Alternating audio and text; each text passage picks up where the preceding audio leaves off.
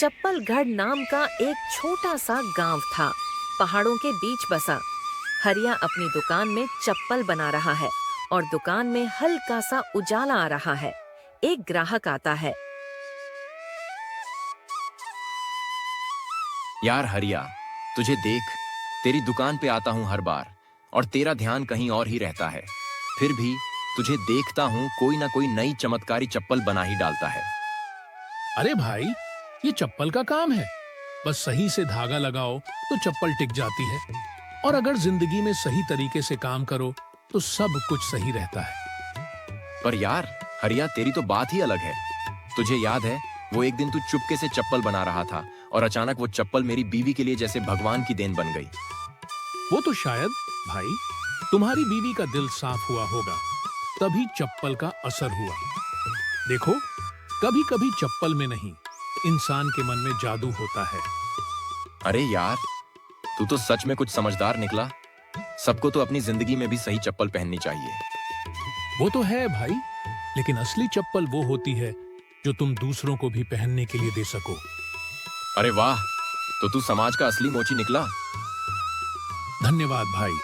अब तू जा, चप्पल ले, और ध्यान रखना, अगर जिंदगी के रास्ते में कभी कोई कांटा लगे तो हमेशा चप्पल पहनकर ही चलना। सच कहे हो यार, अब से जब भी चप्पल लेनी होगी तेरी ही दुकान से लाऊंगा। धन्यवाद भाई, और याद रखना, अगर कभी चप्पल टूट जाए तो मेरी दुकान पे आ जाना, पर इंसान का दिल कभी नहीं टूटना चाहिए। सही कहा हरिया, अब ये चप्पल मेरी जिंदगी का हिस्सा बन गई है।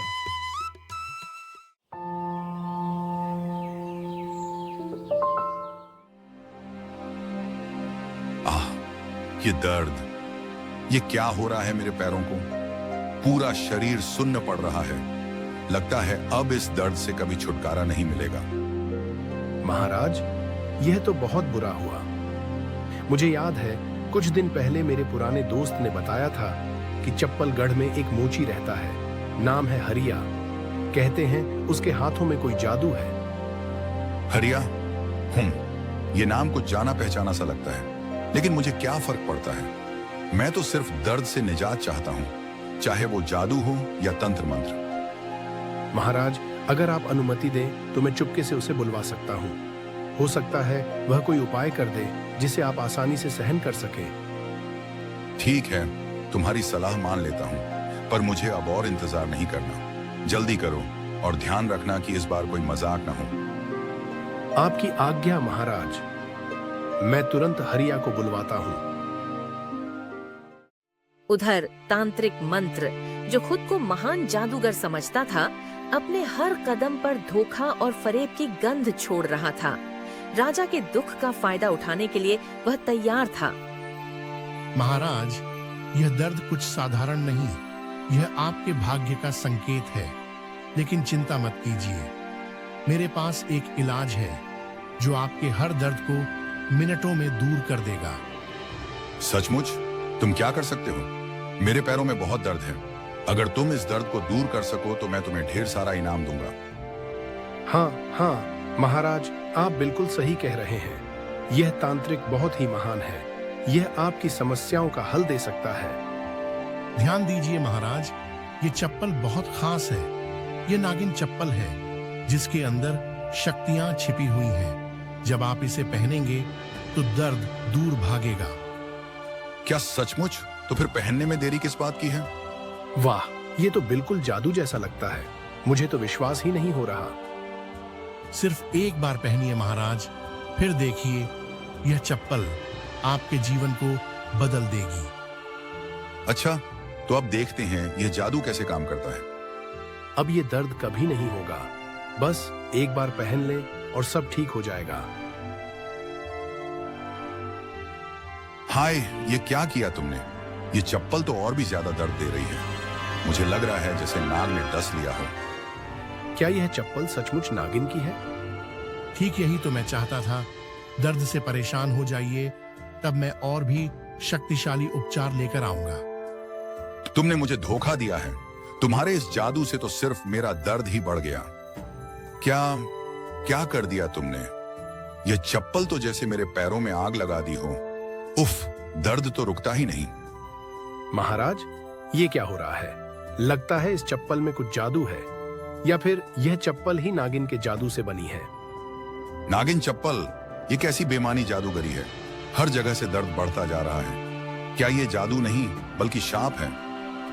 महाराज, आपको शांति रखनी चाहिए। मैं तो कहता हूँ यह चप्पल बहुत खतरनाक है। शायद तांत्रिक ने हमारी मदद की बजाय हमें और मुश्किल में डाल दिया है। यह नागिन चप्पल नहीं, मेरे लिए काल बन गई है। इसे उतारो और किसी को यह न पहनने दो। महाराज, शांति रखें, मैं इसका उपाय जल्द ही ढूंढूंगा। अब तो मुझे लगता है कि इस तांत्रिक ने सचमुच मुझे धोखा दिया है। मुझे लगता है इस चप्पल ने मेरे दर्द को कई गुना बढ़ा दिया है। तांत्रिक, क्या तुमने जानबूझकर यह सब किया है? क्या तुमने हमें धोखा दिया है? राजा के पैरों में दर्द नहीं, भाग्य में बर्बादी है। मैं जो कर रहा हूँ वो आपके भविष्य को सजा देगा। तुमसे यह उम्मीद नहीं थी। मैं तुझसे अब कोई जादू नहीं चाहता। बाहर निकलो, नहीं तो मैं तुम्हें सजा दूंगा। जाओ, तुझे अब हमारी दरबार में कोई जगह नहीं। मुझे तो अब सचमुच हरिया की जरूरत है। मुझे तो लगता है वह ही मेरी मदद कर सकता है। राजा वीरभद्र के दरबार में एक हलचल सी मच गई थी। मंत्र तांत्रिक की गड़बड़ियों के बाद राजा ने एक आखिरी उम्मीद के साथ हरिया को बुलवाया।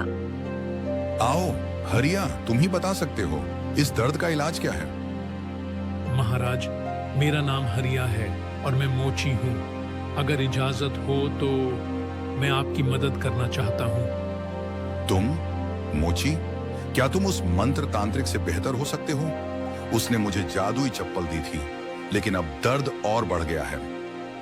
महाराज, वो तो एक धोखेबाज था, मगर ये मोची शायद कुछ अलग हो। महाराज, ये चप्पल कोई जादू से नहीं ठीक होंगी। अगर आप मुझे मौका दें तो मैं कुछ और तरीका अपनाऊंगा। ठीक है, मुझे कोई और उपाय चाहिए। जितना दर्द मैंने सहा है उतना तो इस महल में कोई नहीं सह सकता। महाराज, ये बांस की सादी चप्पल है। इसके भीतर कोई जादू नहीं, बस एक तरीका है। बांस की चप्पल, ये क्या काम कर सकती है? महाराज, असली ताकत इस चप्पल में नहीं बल्कि आपके दिल में है। अगर आप इसे एक नेक काम के लिए इस्तेमाल करें तो आपके दर्द का इलाज हो जाएगा। नेक काम? मुझे तो लगता था कि केवल चमत्कार ही मुझे ठीक कर सकते हैं। चमत्कार नहीं महाराज, सही कार्य ही सबसे बड़ा जादू होता है। ये चप्पल आपको तब तक आराम नहीं देंगी जब तक आप रोज किसी जरूरतमंद को चप्पल नहीं देंगे। क्या सच में ये काम करेगा? क्या एक छोटी सी चीज मेरा दर्द कम कर सकती है? शुरू तो करें महाराज, आप देखेंगे कि दर्द के साथ साथ दिल का भी दर्द कम हो जाएगा। ठीक है, मैं कोशिश करूंगा, लेकिन अगर ये काम नहीं किया तो? कोई चिंता नहीं महाराज, सेवा का असर होता है, बस इसे सही दिल से करना होगा। राजा वीरभद्र ने हल्के हल्के कदमों से उन बांस की चप्पलों को हाथ में लिया और हरिया की बातों का असर धीरे धीरे महसूस होने लगा। महाराज, मैं जादू नहीं जानता, बस कुछ छोटे छोटे तरीके हैं जिन्हें अगर आप आजमाएं तो शायद आपके दर्द में आराम मिल सके। महाराज, ये मोची अगर कुछ कह रहा है तो सुना जाए। शायद इसमें कुछ खास हो, हमें इसे एक मौका देना चाहिए। ठीक है, बता, क्या है तेरा उपाय? महाराज, ये चप्पल बांस की बनी है, हल्की और सादी। बस इन्हें पहनिए और रोज किसी गरीब को एक जोड़ी चप्पल दीजिए। मुझे यकीन है इससे आपके दर्द में कमी आएगी। क्या? ये क्या तुक तर्क है? एक चप्पल पहनने से दर्द कम होगा? तुम मजाक कर रहे हो? महाराज, कभी कभी शारीरिक दर्द मन के बोझ से भी बढ़ता है। इस चप्पल का असर तब होगा जब आप किसी की मदद करेंगे। ऐसा करने से मन हल्का होगा और शायद शरीर को भी आराम मिले। यही उपाय है? सच में ये तो बिल्कुल अजीब लग रहा है महाराज। देखिए मंत्री जी, कभी कभी छोटी छोटी चीजों में ही सबसे बड़ा असर होता है। अगर आप दिल से कुछ अच्छा करेंगे तो उसका असर जरूर होगा। ठीक है, आजमाता हूँ, लेकिन अगर ये तरीका काम नहीं आया तो मैं तुझे भी तंग कर दूंगा। हरिया की बात सुनकर राजा ने चुपचाप चप्पल पहन ली। हरिया ने सिर झुकाया और बाहर चला गया, लेकिन उसके दिल में यह विश्वास था कि अगर हम दूसरों के लिए कुछ अच्छा करते हैं तो सब कुछ सही हो सकता है।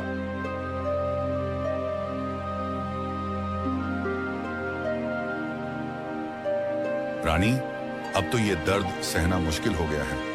जितना कोशिश करता हूँ उतना बढ़ता ही जा रहा है। महाराज, आपने जो हरिया की बात मानी है वही सबसे सही तरीका है। आप देखेंगे बहुत जल्दी असर होगा। सच कहूँ रानी, मुझे समझ नहीं आ रहा, ये चप्पल बांटना और दूसरों की मदद करना, क्या इससे सच में कुछ फर्क पड़ेगा? आपकी हालत का इलाज नहीं है महाराज, लेकिन दूसरों के लिए करना और उनकी मदद करना यह एक अलग ही अनुभव देता है। दर्द कम होगा, मन हल्का होगा और फिर आपको खुद भी फर्क महसूस होगा। तुम कहती हो तो भरोसा करता हूँ, लेकिन क्या सच में ऐसा होगा? जी हाँ महाराज, जब आप किसी और के लिए जीते हो तो खुद का दर्द हल्का सा महसूस होने लगता है। अब आप देखिए, ये सब कुछ समय में बदल जाएगा। राजा वीरभद्र अपने राज्य के प्रजाजनों में चप्पल बांटते हैं। यह काम करके राजा वीरभद्र को आत्मसंतोष मिलता है। रानी, अब मुझे थोड़ा बेहतर महसूस हो रहा है। क्या ये सच में हो सकता है? देखा महाराज, यही असली जादू है। दूसरों के लिए किया गया काम कभी बर्बाद नहीं जाता। लगता है तुम सही कह रही हो। ये चप्पल और दान तो बहुत बड़ा जादू है। अरे हरिया, तुमने तो कमाल कर दिया। तुम्हारी वजह से मेरी जो परेशानियां थी वो सब दूर हो गई। अब से तुम सिर्फ मोची नहीं हो, बल्कि मेरे अच्छे दोस्त हो। धन्यवाद महाराज, आपकी बातें सुनकर बहुत खुशी हुई। मैं वही काम करूंगा जो मुझे पसंद है। बस अब थोड़ा बड़ा हो गया हूँ और थोड़ा और सीखने का मौका मिला है। तुम्हारे शब्दों में बहुत सच्चाई है हरिया। तुमने जो तरीका अपनाया वो बिल्कुल सही था, और अब से तुम सिर्फ हमारे दरबार के मोची नहीं, हमारे सच्चे साथी हो। महाराज, मैं तो अपनी पुरानी दुकान पर ही रहूंगा। बस अब कभी आपके जूते घिसे तो वो वहीं से सही हो जाएंगे। वाह महाराज, ये तो बड़ी खुशी की बात है। अब हमें कोई तकलीफ नहीं होगी, क्योंकि अब हमारे पास एक खास मोची है। अरे नटवर, तुम्हें तो मैं कहूँ, हरिया अब तुम्हारी चप्पल भी बना देगा। अपनी चप्पल का ध्यान रखना। महाराज, अब तो मैं आपके जूते ही नहीं, आपके दिल की भी सिलाई कर दूंगा। अरे वाह राजा वीरभद्र, अब तो आपके पास सच्चा मोची है। हरिया, तुमने जो कुछ भी किया वो बहुत अच्छा था। तुम हमारी दरबार की सबसे बड़ी संपत्ति हो, और अब मैं जानता हूँ कि मुझे तुमसे बहुत कुछ सीखने को मिलेगा।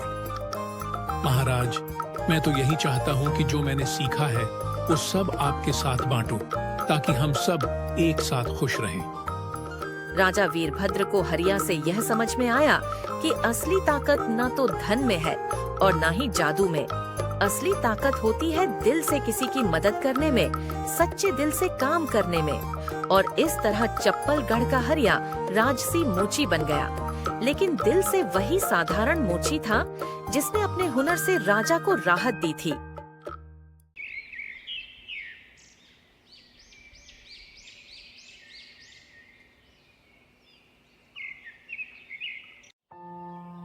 सुबह का समय है। गंगा देवी चूल्हे पर रोटी बना रही हैं। पास में गौरी बैठी है और रामू लकड़ियाँ काट रहा है। माँ, आज खाने में क्या बना रही हो? बेटी, आज बाजरे की रोटी और गुड़ रखा है। भगवान का दिया हुआ सब कुछ अच्छा होता है। रामू पास आकर बैठता है। वह थोड़ा चिंतित दिखता है। माँ, साहूकार शंकरलाल फिर आया था। कह रहा था कि अगर हमने कर्ज नहीं चुकाया तो वह हमारा घर और खेत अपने नाम कर लेगा।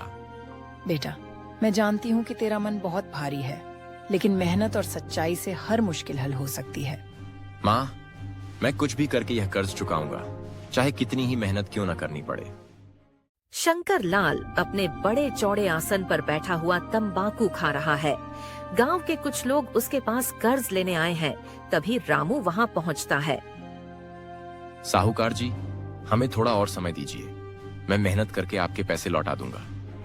रामू, मेहनत से कर्ज नहीं चुकते। मेरे पैसे लाने का समय आ गया है। अगर 1 महीने में पूरा पैसा नहीं चुकाया तो तुम्हारा घर और खेत मेरे हो जाएंगे। अपनी माँ का कर्ज जरूर चुकाऊंगा। ठीक है, देखता हूँ तेरी मेहनत कितनी रंग लाती है। गांव के कुछ लोग रामू को देखते हैं। उनमें से कुछ को उसकी मेहनत पर भरोसा है तो कुछ को संदेह है। रामू अगले ही दिन सुबह खेत में काम करने जाता है। वह दिन रात मेहनत करता है ताकि अच्छी फसल उगाकर कर्ज चुका सके। उसकी माँ और बहन उसे देखकर दुखी भी होती हैं, लेकिन गर्व भी महसूस करती हैं। एक दिन रघु काका रामू के पास आते हैं। बेटा, तुझे देखकर बहुत खुशी होती है। ईमानदारी से मेहनत कर रहा है। भगवान तेरी मदद जरूर करेंगे। काका, जब तक माँ का कर्ज नहीं चुका लूं, तब तक चैन से नहीं बैठूंगा। धीरे धीरे गांव के कुछ लोग उसकी मदद के लिए आगे आते हैं। सभी मिलकर उसकी फसल को समय पर तैयार करने में मदद करते हैं। जब फसल कटने का समय आता है, तभी एक रात तेज बारिश और आंधी आ जाती है। खेत में खड़ी फसल को नुकसान पहुंचता है। रामू और उसकी माँ यह देखकर टूट जाते हैं। हे भगवान, ये तूने क्या किया? हमारी मेहनत पर पानी फिर गया। माँ, हिम्मत मत हार। जब तक मैं जिंदा हूँ, तब तक कोई न कोई रास्ता जरूर निकालूंगा। अगले दिन गांव के कुछ लोग रामू के पास आते हैं और उसकी मदद करने की बात कहते हैं। वे उसे कुछ अनाज और बीज देते हैं ताकि वह बची हुई फसल से कुछ कमा सके। रामू और गांव वालों की मदद से बची हुई फसल को बेचकर कुछ पैसे इकट्ठे किए जाते हैं। इसके अलावा वह दूसरे गांवों में जाकर मजदूरी भी करने लगता है। धीरे धीरे वह अपने कर्ज का कुछ हिस्सा चुकाने में सफल हो जाता है। 1 महीने बाद साहूकार फिर से आता है। रामू, तेरा समय पूरा हो गया। पैसा लाया या नहीं? साहूकार जी, मैं पूरी कोशिश कर रहा हूँ। थोड़ी और मोहलत दे दीजिए। मुझे दया नहीं आती। अगर पैसा नहीं दिया तो कल से तेरा घर और खेत मेरे होंगे। गांव वाले यह सुनकर बहुत दुखी होते हैं। तभी रघु काका आगे आते हैं। साहूकार जी, रामू ने बहुत मेहनत की है। आप देख सकते हैं कि यह कितना ईमानदार लड़का है। क्या इसे थोड़ी और मोहलत नहीं मिल सकती? गांव वाले भी साहूकार से प्रार्थना करने लगते हैं। साहूकार थोड़ी देर सोचता है और फिर बोलता है। ठीक है, मैं ब्याज माफ करता हूँ, लेकिन मूलधन मुझे अभी चाहिए। गांव वालों की मदद से और मेहनत की कमाई से रामू आखिरकार पूरा पैसा चुका देता है, लेकिन चेहरे पर संतोष की मुस्कान लिए घर की ओर बढ़ रहा है। उसके हाथों में साहूकार से लिया गया कर्ज चुकाने की रसीद है। जैसे ही वह घर के दरवाजे पर पहुंचता है, गौरी खुशी से दौड़कर उसके पास आती है। भैया, तुम आ गए। माँ कब से तुम्हारा इंतजार कर रही है। गंगा देवी रसोई से बाहर आती है। उनकी आंखों में चिंता झलक रही होती है। रामू को देखते ही उनकी आंखें नम हो जाती हैं। बेटा, क्या हुआ? साहूकार ने कुछ कहा तो नहीं? रामू माँ के पास आकर घुटनों के बल बैठ जाता है और धीरे से मुस्कुराते हुए रसीद दिखाता है। माँ, मैंने हमारा कर्ज चुका दिया। अब हमारा घर और खेत हमारा ही रहेगा। गंगा देवी एक पल के लिए स्तब्ध रह जाती है। फिर उनकी आंखों से आंसू बहने लगते हैं, लेकिन ये आंसू दुख के नहीं बल्कि गर्व और खुशी के होते हैं। बेटा, तूने आज मेरी सारी चिंताओं को दूर कर दिया। मैं तुझसे ज्यादा कुछ नहीं मांग सकती। तूने अपनी मेहनत से यह सिद्ध कर दिया कि सच्चाई और परिश्रम का फल हमेशा मिलता है। भैया, अब हम खुश रहेंगे ना? हाँ छोटी, अब कोई हमें हमारे घर से नहीं निकाल सकता। तभी गांव के कुछ लोग वहां आ जाते हैं। रघु काका, जो इस पूरे संघर्ष के गवाह रहे हैं, गर्व से मुस्कुराते हैं। देखो, ये है मेहनत और सच्चाई की ताकत। रामू ने साबित कर दिया कि अगर इंसान सच्चे मन से कोशिश करे तो कोई भी मुश्किल उसे हरा नहीं सकती। गांव वाले खुशी से रामू को बधाई देते हैं। पूरा माहौल खुशी और उत्सव से भर जाता है। गंगा देवी भगवान की मूर्ति के सामने दीप जलाती है और हाथ जोड़कर प्रार्थना करती है। हे भगवान, मेरे बेटे को हमेशा अपनी कृपा में रखना। इसे कभी कोई तकलीफ ना हो। रामू मुस्कुराते हुए अपनी माँ के पास बैठता है। वह जानता है कि उसने केवल एक कर्ज नहीं चुकाया, बल्कि अपनी माँ के त्याग और संघर्ष का मान भी रखा है। रात में वह आंगन में बैठकर आसमान की ओर देखता है। उसकी आंखों में एक नया सपना होता है। अब वह सिर्फ अपने परिवार के लिए नहीं, बल्कि पूरे गांव के लिए कुछ करना चाहता है। अब रामू की कहानी गांव में एक मिसाल बन चुकी थी और हर कोई उसकी ईमानदारी और मेहनत की तारीफ करता था। मेहनत, ईमानदारी और धैर्य से कोई भी कठिनाई पार की जा सकती है। सीख: माँ बाप के त्याग और प्रेम का सम्मान करना हमारा सबसे बड़ा कर्तव्य है। सच्चे रिश्ते और सहयोग से हर समस्या का समाधान संभव है।